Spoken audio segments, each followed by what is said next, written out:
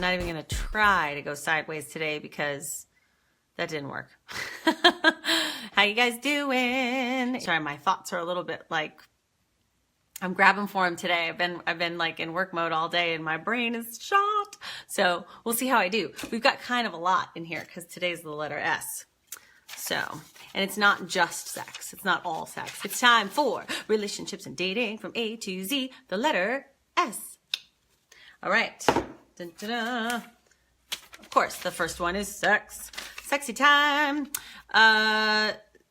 Sex is an integral part of your relationship and what makes it unique from your other relationships. And so if you get down the line in a relationship and you're like, our sex life is really, really dropped off. And you've only been dating a year, maybe a year and a half, and you're thinking about going to the next level, it's really important to address the sexual part of your relationship because nobody gets married to be celibate. You know what I'm saying? So if you're thinking like, oh, well, it's okay that we're not really having sex anymore, that's not the most important thing in a relationship. No, of course it's not the most important thing, but it's in the top 3.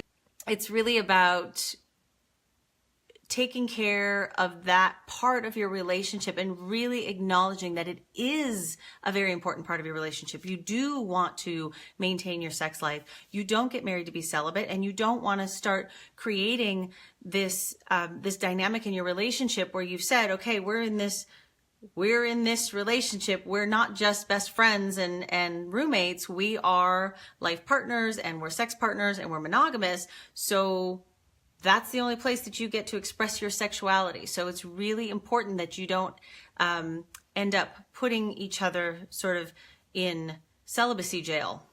Okay, I just made that up. All right, so what's next? Stimulating conversation. Yes, this is always exciting on a date, isn't it? But what I'm thinking when I see this now, because we just talked about sex and how important it is, make sure that stimulating conversation, if that's like the thing that really keeps you involved with that person, that it also makes you hot for him. Okay? Yeah, makes you hot for him or her. Because I love the stimulating conversation I have in my relationship, but I also love that it makes me want to tear his clothes off. So, yay. All right. Sincerity. I'm guessing this is kind of a dating thing, like a dating topic more than like I would hope that you would have sincerity in a long-term relationship. The thing you have to check in with yourself about with sincerity is if you are not feeling someone's sincerity, you need to trust that in yourself, because we all have this little barometer inside of us that's way smarter than we give it credit for. So you think about what it feels like when you know somebody is being sincere, and how that kind of lands on you and what that energy feels like.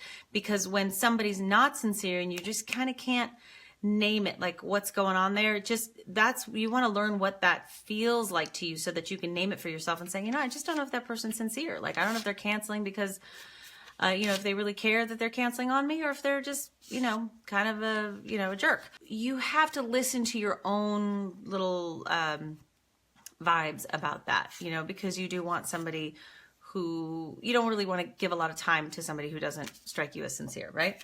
So like the less distance that you can go down the road with somebody before you really admit to yourself or figure out that they are not treating you right or that they're not sincere, the quicker you can cut that, and you're not adding to that shitty story, right? That's an S word, shitty story. So don't add to your shitty dating story. Just if somebody really doesn't seem sincere, move on. Okay. Spontaneity adds spark to your relationship, right? When things get really predictable, when you get really caught up in the responsibilities of life, which are entirely unsexy, spontaneity adds playfulness to your relationship.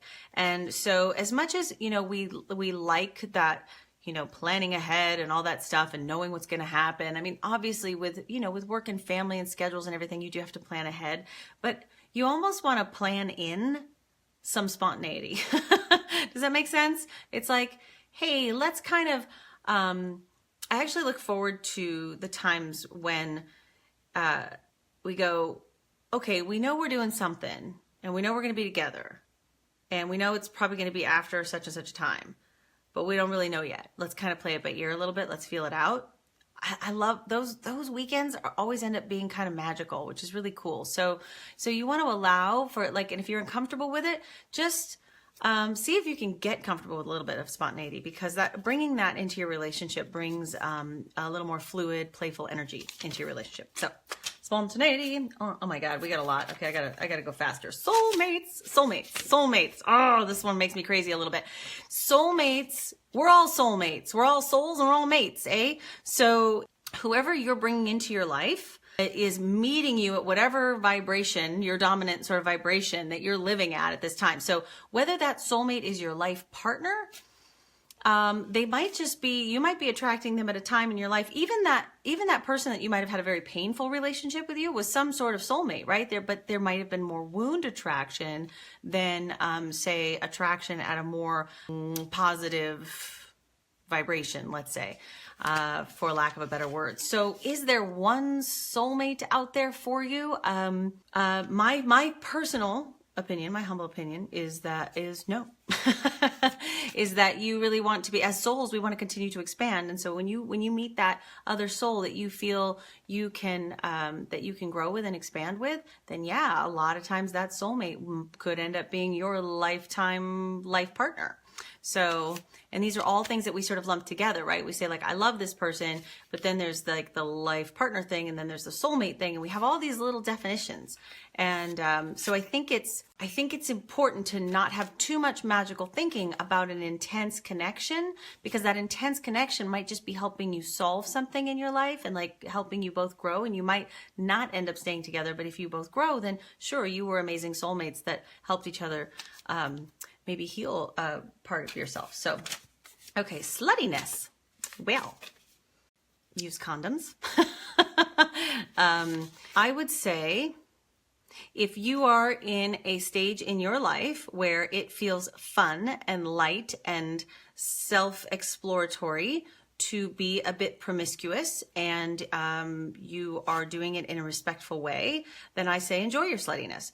I say if you are really thinking of yourself in a negative way, like if this is, you're just saying, you know, I just kind of feel like a slut, then maybe that you have, only you know how you feel about that word and why you're using it. Are you saying it playfully, you know, or are you concerned that maybe you're sharing too much of yourself with too many people and it's starting to feel like you're losing some of your power, or you're not living within your integrity? So this is really like, this is not about somebody else's opinion. This is really about you and your opinion. So that's all that really matters. Swinging. Let's see, we've talked a little bit about polyamory, which is different than swinging. Swinging generally lands in the planned non-monogamy category, where there is kind of an emotional monogamy and maybe a sexual, a planned extramarital sexual arrangement. Swinging is interesting because for couples that it works for, it's very discreet, and but when it doesn't work and it sort of blows up in somebody's life or whatever, or maybe they try that before they end up breaking up. The interesting thing is, I know a couple stories of couples who tried swinging sort of as like a last ditch thing in their marriage, and what they said, both that did end up splitting up anyhow, they said our divorce was way more peaceful. Because they were sort of over, like there was no lying and jealousy and cheating and all that shit. They were like, well, okay, you want to go have another girlfriend? Go ahead while we're going through this divorce. It just sort of took all that, it took the whole infidelity piece out of it for them, and it actually made their divorce much more peaceful. So for what it's worth.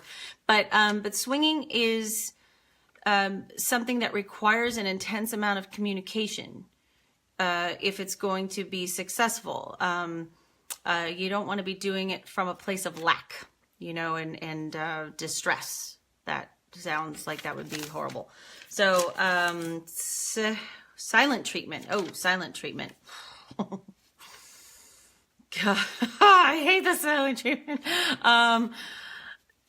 There's a difference between the silent treatment and somebody needing time to gather themselves.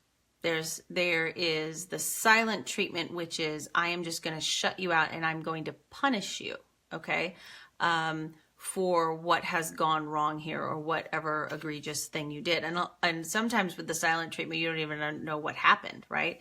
So the silent treatment in that sense, in that punishing sense, to me is very childish and unproductive.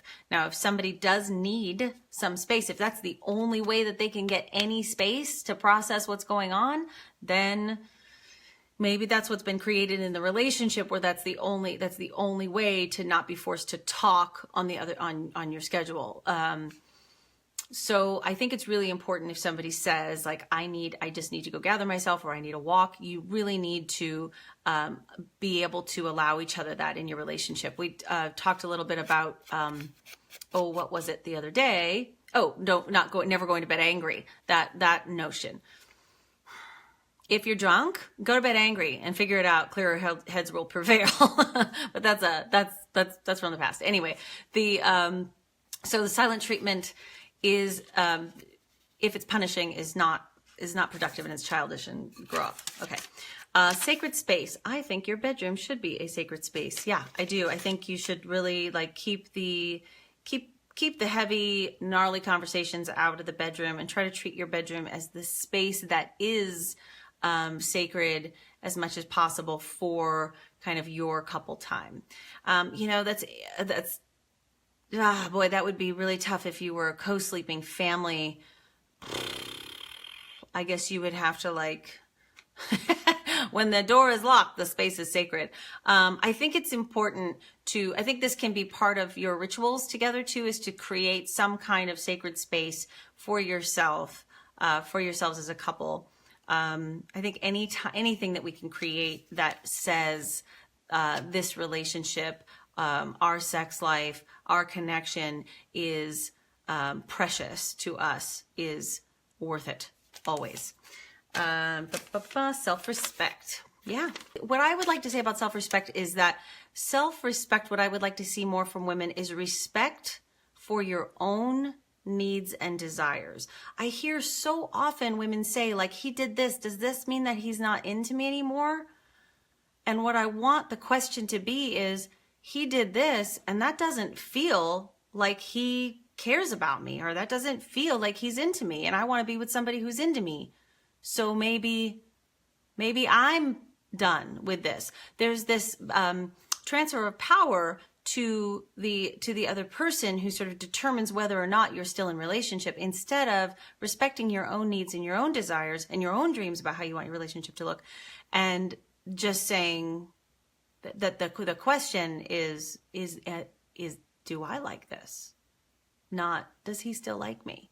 I would love to see that flip for more people, and for men too. I don't hear that kind of reasoning that often from men. Like, oh, she did this, I just don't know, like, if we're still together. So I just don't hear it as often. I'm not saying that it doesn't happen. So, but that's what I would say about self-respect is let's not make this an intangible concept. Let's make this tangible. Do I respect what I need, what I desire, what I want in relationship, and what I want to give or what I don't want to give? It's really important. So, all right. So that is the letter S. Now my camera's getting shaky, and it's probably bugging all of you. So big kisses to all of you. I will see you tomorrow for the letter T. Mwah. Bye.